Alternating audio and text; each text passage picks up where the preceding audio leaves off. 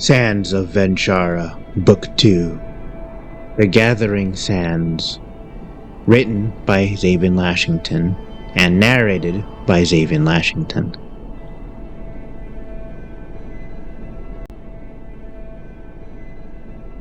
Chapter 1. What Awaits. They took her son, her only joy in life. She would find him. She would get him back or burn the world in the attempt. It was this wrathful thought that silently drove her legs to push beyond exhaustion. She had been walking for days with nary a thing to eat. She hardly slept, and when she didn't sleep, she kept walking. Sorrow was her only companion, and an oh-so-faint hope that she would find her baby again. But even that hope seemed to be fading.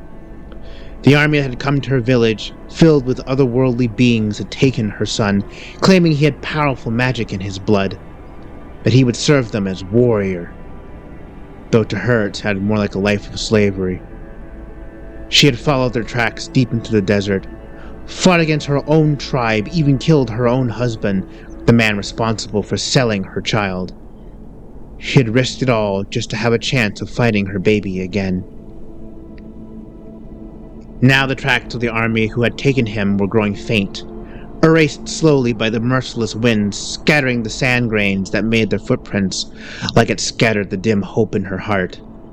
She stopped as the last traces of the army faded from view, and fought hard to hold back her despair. She looked out over the barren land called VenShara, a word that literally just meant the desert. For that was all this land was. The whole world was one unforgiving desert. The sun beat down on her, taxing the melanin in her skin that had forced her and her people to evolve dark complexions just to stand in the day without burning. The skin made her bright green eyes stand out like shimmering emeralds in a coal mine, a contrast that drew one's eyes to her own and compelled you to hold her stare. There was an intensity to her green eyes. She was the type of person who could stab you with her gaze without meaning to. She brushed her wavy hair from her eyes, thick and black with a faint blue-green sheen.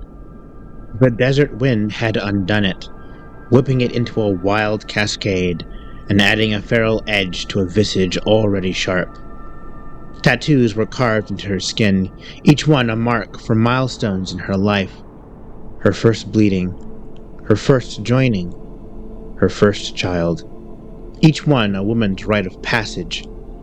If she had been a man from a rival tribe, she would have gotten one for her first kill of a warrior. For her late husband had been a warrior, the chief, when she plunged his own spear into his belly. In her right hand she held that same stone-tipped spear, still stained with her late husband's blood. She had no water to wash it clean.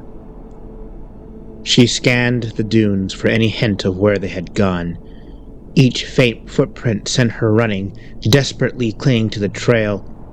But the wind rose, erasing them grain by grain. Soon the signs of the army were gone, and with it, the signs of the child they had stolen from her. Farah gritted her teeth and pressed on, holding to the knowledge that she at least knew their general direction. She kept her path straight, knowing even the slightest deviation would doom her to be lost in a featureless land. Hours passed. The wind moaned around her, whispering failure, death, guilt. She hugged herself and thought of her husband. Her magic had awakened in the madness of her grief. It had struck down and killed one of his wives. He had chased her into the desert, and it was only her magic that gave her the power to fight the much stronger man, to eventually kill him with a spear in her hand. She sighed and refocused her thoughts on walking straight. But lack of sleep, thirst, and hunger were taking their toll on her concentration. She barely registered the side of the dune until she misplaced a foot, and half slid, half tumbled down its side. She lay at the bottom, covered in sand, too tired to cry out in inner frustration that welled within her. She needed rest. She needed shelter. She struggled to her feet and, like an undead, shambled over to the bottom of the dune. With great effort, she crawled back up to where she fell, her limbs burning almost as painfully as the sand burned her palms. She gritted her teeth and, after sliding back many times, reached the top and collapsed. She almost fell asleep right there. Only the painful sun kept her from dozing. She got to her knees, finally forced to admit that she had reached her limit. Scanning the desert, she spotted a place she could rest. In the distance was the corpse of a serpent. At least that's what her people thought they were. In truth, none of them were certain what these massive bodies were, laying strewn across parts of the desert. The creature's body stretched out longer than any serpent she had ever seen, and its cavernous mouth led to a wide barrel-shaped body, large enough to house several families at once. Its hide, dried into cracked leather by a millennia of sun, and bleached a pale white. Its mouth was agape, lined not with teeth but with stiff, comb-like sticks that jutted from its jaws. Its legs were flat and paddle-shaped, seemingly too small to walk with and shriveled from the sun. They clung uselessly to its sides. Its skull was shaped like a blunt spearhead, and its tongue still remained leathery and soft, sticking out of its mouth as if it were trying to lap up the last drops of water. Beyond it, the bleached remains of hundreds of such creatures lay still in the sands of VenShara. Thus, the only landmarks in this empty desert were the long, dried-out bodies of these extinct giants. It was not the first time Farah wondered what these beings were. She made her way to the mummified beast, and as she walked up the length of its body, she touched its dried-out hide. How did it walk with no legs, she wondered. Why did it have no legs? Was it a type of fat snake? She puckered her lips, and her brow furrowed, perplexed. Eventually she shook her head, wondering why she insisted on asking questions no one in VenShara had answers to. All she knew, all anyone knew about these bodies were that they were old. Older than the oldest myths found in her tribe. Older perhaps than even the humans that called VenShara home now. Creatures of a bygone epoch, one that was unfathomable to her. She made her way to the beast's mouth, still open in its last gasp. So dried out was the beast, it didn't even smell like decay, the natural processes of decomposition having been halted thousands of years ago by the dry winds. Farah walked into its mouth, now a makeshift cave, and curled into a ball. The sun was beginning to fall, and though it was not yet night, Farah preemptively shivered, for she knew it would be cold.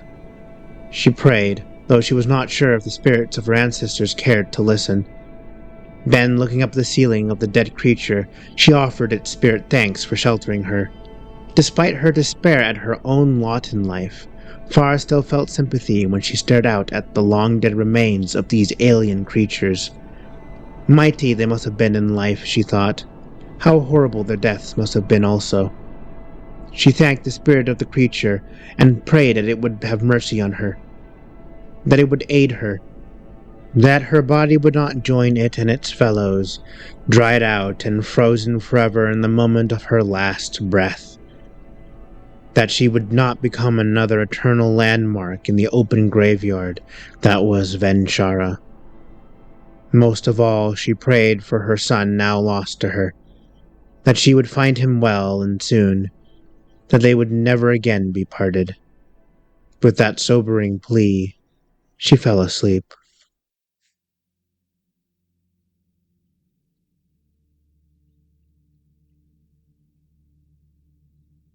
Sniffing and scratching noises clawed their way into her dreams, and she woke up with a start.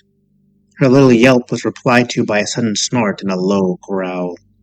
She sat up and looked out the cave opening that was the dead beast's mouth. More scratching sounds echoed in the dried body of the creature, then the sound of footsteps growing faint and heading towards the direction of the cave opening. The sun had not yet risen, though Farah could see the tips of its rays beginning to tint the horizon. And just as the sun began to peek over, so too did a beast peer at her from the corner of the cave mouth. It was as tall as Farah's chest at the shoulder, and looked like a fusion between a reptile and a cat, with the snout of a canine, but with the scales of something far more ancient. In its mouth, 2 long canines protruded from its upper jaw, and its feet, like its body, looked like a mix between paws and talons. It eyed Farah, sniffing in her direction. She recognized the creature. Her tribesmen occasionally brought them back from hunts. A Volcath, they called it. Death Eater. A skittish predator that sometimes tried to steal the tribe's kills. Farah stood and summoned the magic she used to commune with desert creeping things. It was the same magic that had awakened in her grief, same magic that had killed the other wife by commanding venomous creatures to swarm and devour her. She reached into the Volcath's mind, telling it to leave, just as she could with smaller desert beasts. It took a step back, then shook its head, rebuffing her command. Farah blinked, startled by the failure of her magic. Narrowing her eyes, she sent the command again more forcefully. The Volcath growled. It could not speak, could not think in words, but through the connection she felt its will as clearly as if it stood up and spoke aloud. If it had, it would be telling her no. She frowned, coming to terms with the limits of her magic. So she could not command everything she came across. Oh well. Still, she had connected with its mind and searched its thoughts for what it wanted. The answer she got rocked her back on her heels. It wanted to kill and eat her. Specifically, it wanted to kill and eat her liver, for that was the most nutritious part of a kill, and the only reason it hadn't sprung on her is that it was unsure how dangerous she was. Farah grabbed her spear on instinct and pointed it at the beast. Her breathing quickened and her eyes went wide. Still linked to its mind, Farah felt it register her fear, confirming she was prey, and giving it confidence. It took a step forward, drooling. Farah cut the mental connection and steadied herself. She may have been a housewife for all her life, but she was a housewife within a tribe that lived in the most hostile lands of all of VenShara, and she, like all her people, had been taught how to survive. With a sudden yell, she charged the beast, who snarled, but gave ground, running away from her. She chased it for several yards, yelling and waving her spear over her head, making herself appear as large and as intimidating as she possibly could. It seemed to work. The Volcath ran over the dunes and out of her sight, deciding she was too dangerous to take on. Farah stopped, panting, and suddenly became aware of how vulnerable she actually was. She shuddered to herself, imagining what would have happened if she had slept through the sounds of it sniffing, if it had come upon her while she was deep in slumber. She shook the troubling possibilities out of her head. Focused, Farah. Kishara needs you now, she said aloud. She turned back to the direction of the army she was pursuing, then realized to her growing despair that she did not remember what direction that was. Save for the dried-up monster, the desert was featureless. To compound her problems, her belly none too politely notified her that she was about to start eating herself with a growl. She bit her lip and grasped her spear tightly, forbidding herself from crying, though tears of frustration and, more importantly, fear were close to overwhelming her. She stomped her foot and scolded herself. There is no one to help you, no man to rescue you. You are the rescuer, your child's rescuer. You have to do this alone. There is no protector for you, Farah, no friend, just you. Now stop acting like a child and do what you need to do. Only one tear got through her wall of mental defiance, and it was quickly wiped away. She took several steadying breaths and tried to clear her mind. Her welling fear was still there, like a storm in her head, but she thought through it, like a bird flies through a sandstorm, speaking aloud as if she were consulting the spirits themselves. There is no point tracking the army if you die of thirst and hunger. You need food and water. As for figuring out where the army went, she pondered for a moment, then nodded her head.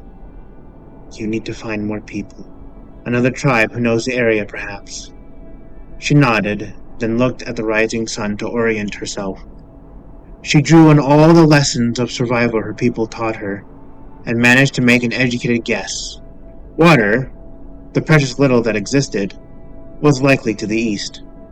She set off, her mind and emotions settled, but some instinct made her look over her shoulder. In the distance, loping along comfortably after her, was the Death Eater, and it had brought a friend. The two predators were naught but dots in the distance, obscured by the desert haze, but Farah had no doubt. They were following her. Farah found what she was looking for. Cactuses. Only a small huddle stood defiantly in the middle of the seas of sand. Farah knew these lifelines lay to the east of her tribe, scattered amongst what used to be a riverbed. The shells her tribe used for currency were found deep in the same sands, in the same area. She approached one, looking over her shoulder to see her two stalkers had gotten closer, but they were still a bit a ways from her. They stopped as she looked at them, and sat, yawning lazily. She gave them a threatening growl, then turned back to the cactus and studied it. She knew better than to just cut it open and drink its juices. Many cactuses developed poisons in their flesh to deter that behavior. But Farah knew this particular kind of cactus was safe to drink if you took it from the roots. She knelt by the plant and began to dig. She reached its white bulging roots, and with her spear she cut them off at the base and plopped the whole thing in her mouth. Cool juice flooded her tongue, and she swallowed gratefully. She repeated the process several more times, then looked over her shoulder again. The dog-like lizards had gotten closer, about 15 meters away. She snarled at them and they backed off, but only a short distance. She cut many more roots to take with her, dropped them in the folds of her ragged cloak, and tied them neatly about her, then set off again. She was lost. She had tried to trace her way back to the direction of the Pian army, but the wind had wiped away her footprints as well. The thought of her son getting farther away every moment she wasted spinning around trying to find her bearings depressed her spirit. If she rescued him at all, it would not be soon. She calmed herself, using what she knew to give herself the best guess. The cactuses were south of her, judging by the sun, so west? Forget the army for now. Find more people, she said to herself, and started off. She walked through the day. When she found the body of another long-dead sea monster, she rested in its shadow. This one had massive fangs as long as spears, and one eye that somehow had been mummified so well that Farah could still see the remnants of its massive pupils, bigger than a man, was tall. She sat by its now rock-hard scales and eyed her two companions. They had gotten closer, and like her were resting at the other end of the sea monster's body. One beast laying on top of the other, yawning in a way she would have thought was cute, if it weren't for the knowledge they wanted to rip her guts out. After waiting out the hottest part of the day, she set off again, with her two traveling companions trotting behind her. The sun began to set, and Farah's belly grumbled. She paused and considered her options. There was nothing to eat, nothing even to hunt, but she did still have her magic. She dare not sit and invite attack from the two predators, now only 10 meters from her, and slowly inching to her flanks. So she forced herself to close her eyes and focus on connecting with the desert creatures. There was little life to be found, so barren was the deserts of VenShara.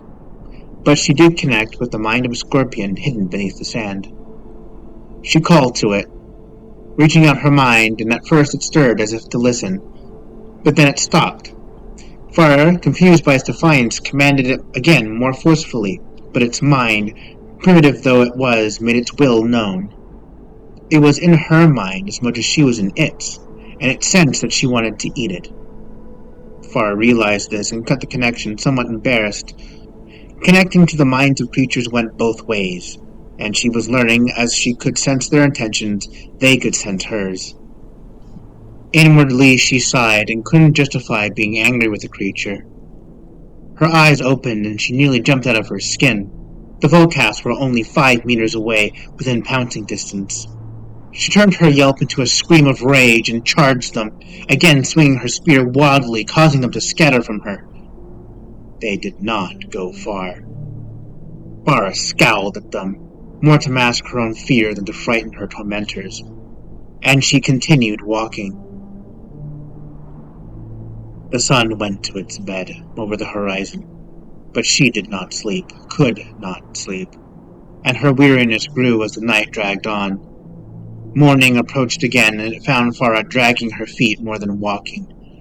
Her belly wailed in protest, and she had ate the last of the roots she had gotten. Still, the desert revealed nothing to her, mocking her meager steps with its vastness, reminding her that though she was favored by VenShara, it would not put her above the laws of nature.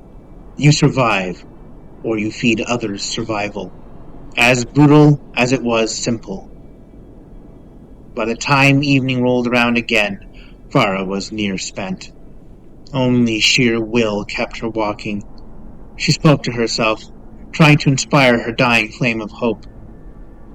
She looked wearily to the Death Eaters, the strange reptile-like mammals that now trotted almost beside her. She swung at them half-heartedly, and they jumped back, but did not run, looking at her with primal eyes. She smiled weakly at the foolishness of it all. These creatures were going to kill and eat her, and soon. Do you have young? Farah asked the question to the first beast, connecting with its mind. The primitive creature's memories flashed through her thoughts. It had 5 offspring, hatching from eggs about a month ago. 4 of them had already perished, and the 5th looked weak. The drought had not been kind to them, their usual prey having left or died long ago. They too were starving. The beast paradoxically shared its thoughts with her willingly, while still deciding to eat her the next time she showed weakness. Farah nodded, somewhat amused by the simple minds of animals. Or perhaps, she thought, the problem was with humans overcomplicating things. Emotionless killers these beasts were, but Farah supposed there was a beauty to their dispassionate desires. They were not evil, not cruel. They did not wish her pain, or even any ill will. They were just hungry. They had no more hate for her as she did the roots she ate. Thus, they had no problems communicating with her, though Farah doubted they even fully understood what was happening between them. She was their food, and they were getting a pleasant chat with the deal. I'm not ready to die yet, Farah informed them aloud. Of course they could not understand her words, but they understood her mental suggestion, a flare of defiance, a promise that she would fight them to the death. Her 2 traveling companions stepped back for a moment. Farah almost thought she saw one of them nod understandingly, but perhaps it was more likely his head was bobbing from his trot.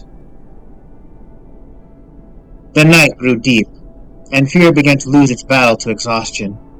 She clambered up the side of another dune and looked at the 2 beasts so close to her now, only a stride or 2 away.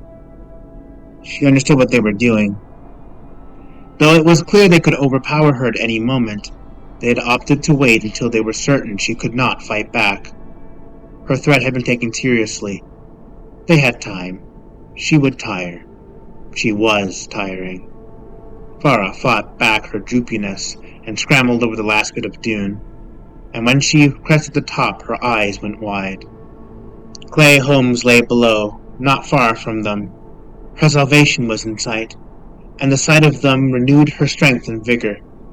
She swung at the 2 predators with sudden fury, driving them back, and then spun and ran down the dunes towards the houses, calling out, "Help! Help me!" and looked over her shoulder. The 2 predators trotted easily behind her, and she was gaining ground on them. She smiled, thinking maybe they gave up chasing her into the human village. But as she got close and yelled and hollered for help, something felt off. Nothing, and no one stirred. "Hello?" she called, walking into the silent village, but only the wind answered. She peered into homes, but the clay hovels had no decorations, no shell curtains or spears of any kind. Her heart sank, and she leaned against the wall of clay in disbelief and despair. This tribe had abandoned this village long ago, or they were all dead. Farah couldn't be sure. Her two companions caught up with her, stopping a few meters away from her, staring at her expectantly. "You knew this place was deserted, didn't you?" she asked, turning to them. Their memory showed her that it was true. She leaned against the side of a clay hut, her spirit held low. "This is how you hunt, isn't it? You just follow your prey until they give up?" The beast blinked at her, apathetic. She slid down to the ground, and they took a step closer, but Farah hissed at them. "Well, I'm not giving up, you hear? I'm going to find Kishara and bring him home. So don't waste your time," she roared in defiance. But her anger is lost in the beasts, who lie down and yawn lazily. "Good idea," Farah said sarcastically, but in truth she felt her eyes drooping even then. She was so tired. So tired. No, she could not sleep. She wouldn't. It was simply a matter of will. She would will herself to stay awake. As long as she appeared healthy and strong, they would not attack. But she had been walking for miles without end, day in, day out, having eaten nothing. All of her rest was in order. Not sleep, just sit here. Just a short rest. Not sleep. She wouldn't even close her eyes. She'd keep them wide open. Rest while looking out. Yeah, that's what she would do. Not sleep. Just rest.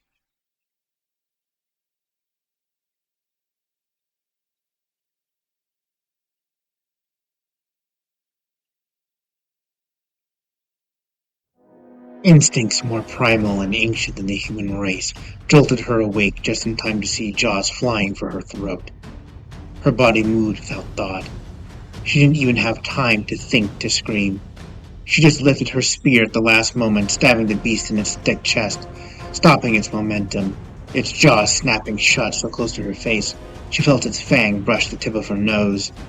She pushed the spear in deeper, and the creature yelped and hopped away, dashing back with a nasty wound. But the second had circled around and launched at her flanks, snapping its jaw into her ankle. Now Farah screamed and kicked as it shook, tearing flesh. She stabbed at it with her spear, and it dodged back, forced to let go of her ankle. Despite the shocking pain, Farah sprung to her feet and spun back around, warding off a charge from the first Death Eater. She spun again, warding off a second charge from the other one with a swing of her spear. But they circled, tasted blood in their mouth, the kill in their sights. A spear would not be enough. Farah reached into herself and summoned her innate magic. The first lunged again and only bit sand as Grange rose to her defense and threw it back. The sudden display of power sent both predators sprinting away in surprised terror. They dashed out of the village and stopped by the hill, looking down at her, perplexed. Farah's power was short-lived, and as the adrenaline died away, the pain in her ankle screamed at her, and suddenly she was limping. She slumped back down against the clay hut, tears welling not just from the pain, not just from the knowledge that she would surely die, but from the realization that she'd never see Kishara again. "You damned fool," she sobbed. "Did you think it would be this easy? Just walk out into the desert, find Kishara, and skip off into the sunset? How were you even planning to get him from the Peons if you found him? Did you think to fight the whole army? This fool's errand was doomed from the start." She slumped back down, exhaustion, pain, and hopelessness finally overpowering what little emotional resistance she had left. She broke down sobbing as the predators moved in.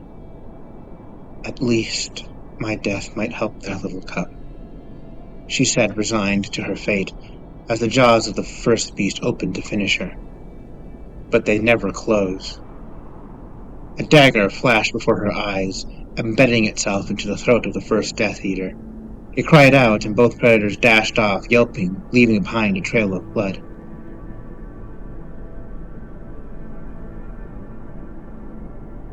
Farah looked up at the source of the dagger that had been so well thrown. Standing above her was a peon. Like the rest of his people, his skin was lighter relative to Farah's, though this one did not wear the blue and white armor of the soldiers, but was instead garbed in a dusty desert clothes with reddish spiky hair. He was not alone. Beside him, a very large, dark-skinned man stood equally adorned. His ethnicity, Farah didn't know, but he did not look like a tribesman. In fact, he didn't really look human at all. His facial features were too square, he was too enormous, and he had horns like rams sprouting from the sides of his head. Then there was a woman, her face and skin color reflecting Farah's own ethnicity. She was a tribeswoman, but her clothes were the white, blue, and gold of the Peon Empire. She carried a white staff with a gold fish on top. Farah blinked, then breathed a grateful sigh. Thank you. She won't be worth much, the woman said dryly, cutting Farah off. I mean, she is pretty. The shorter man with the spikier hair shrugged. What do you think, Orbron? The large, dark-skinned man shrugged. Hardly worth the effort in saving her, but I'm sure some lord will fancy a new toy. She is pretty. He gave her a lewd look. Farah blinked, confused by their words. It wasn't just that she had no context for what they were speaking of. Her language had diverged from theirs somewhat, and their dialect made it difficult for her to understand what they were saying. The man in the middle bent down to her level, glanced at her torn ankle, then back to her face and smirked wolfishly. You are fortunate, my pretty.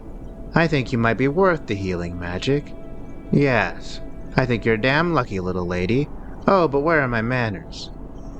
He bowed. My name is Hadan, seller of flesh, you see. What? Farah asked. I'm a slave trader, treasure hunter, and general miscreant. He winked in a friendly manner. I am not a slave, Farah stated as if it was obvious fact. The weak do not get to decide what they are. That is a lesson the world will teach you shortly. Orban, put her in the cage and don't damage the goods. Shara, you can do your little converting after you've healed that ankle. She won't sell if she becomes a cripple. Hidan ordered, jaunting past the large man who shrugged. The woman called Jara walked over to Farah and knelt by her side. She placed her hand over Farah's torn leg and whispered, Dagon's waters rise. Blue light shone from her staff, and Farah could see her magic literally flowing from the staff. Streams of glowing water soothed and washed over her ankle, soaking up the blood, mending it until only after a few moments Farah's ankle was whole. Farah looked at her stunned, and Jara gave her a neutral expression. The woman looked to be in her late 30s, with a plain face and dark brown skin, with olive green eyes. Her hair was mostly black, but with a few grays that had been cut into a neat bun. She wore white and blue robes of an expensive material, and had fish symbols adorning her robes and staff. Most striking to Farah was the faded tribal tattoos of her people that were dimly inscribed on her body. You are fortunate, child, for today you escaped death and your soul has a second chance to be washed in the purifying waters of Dagon.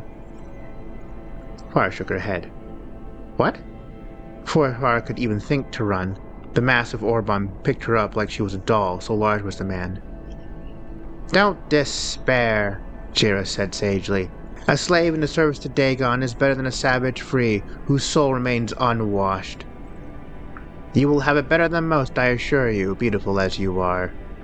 I suspect our Lord will take you as his concubine after we wash those tattoos from your body and make you more civilized. Better than being eaten, am I right? You can't do this, Farah yelled. This isn't right. But Jara was already walking away. Struggling as she might, Farah had no hope of breaking free of the huge man, who carried her from the village up to a small dune, and towards a cage pulled by two tusked reptilian beasts. Farah's eyes went wide at the people inside the cage, for most of them were various peoples from different tribes in the area. Most she suspected may have been from this very village she was plucked. Orban opened the cage and tossed her inside roughly before slamming it shut. Farah looked about at her situation incredulously. Slavery? Sold as a concubine? She sat down, averting the eyes of the other downcast slaves, weariness overtaking her. Maybe it would have been better to be eaten. She shook those despairing thoughts out of her head. No, this was better. She was alive. Kishara's mother was alive. There was hope yet that they would meet again. Even as a slave, she would find him no matter what. Farah lay down, truly spent, and clung to her small hope. As she closed her eyes, she smiled despite everything. It was not over yet.